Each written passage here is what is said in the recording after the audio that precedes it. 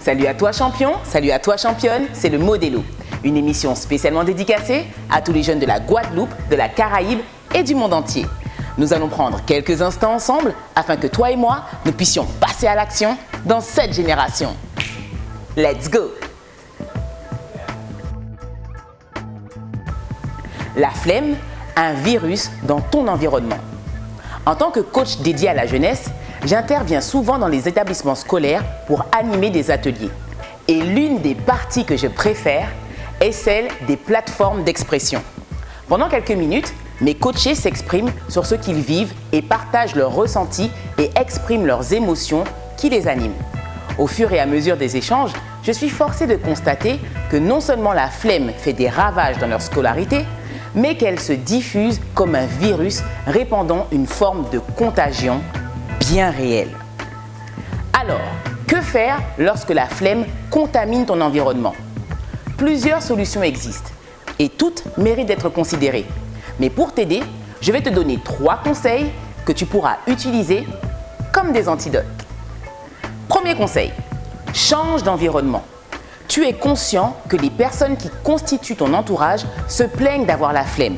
Elles se plaignent d'être fatiguées, de ne pas avoir envie de tel cours ou de tel prof. Tu sais que leur attitude est néfaste et même si tu ne veux pas être impacté, leurs propos te touchent indirectement. Tant que faire se peut, change d'environnement. Tes objectifs sont trop précieux pour ne pas être entouré des bonnes personnes.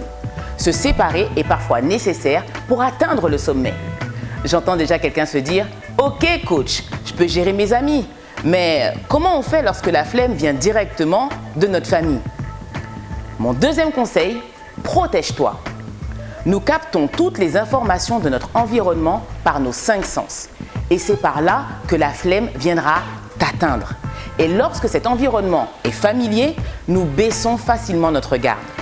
Décide de fermer les yeux et de boucher tes oreilles aux paroles et aux attitudes de flemme de tes proches. Je sais que tu voudrais bannir totalement la flemme de ton environnement, alors voici mon 3e conseil. Positionne-toi. Tu as un combat à mener, un but à atteindre. Sache que tu as tout pouvoir pour éteindre la flemmardise de ceux qui t'entourent en allumant la flamme ardente de la détermination. Alors, à toi de les contaminer. Et si tu veux aller plus loin, le Modelo continue en replay et sur les réseaux sociaux. Nous sommes une génération de champions et c'est à nous de faire la différence car nous sommes la différence.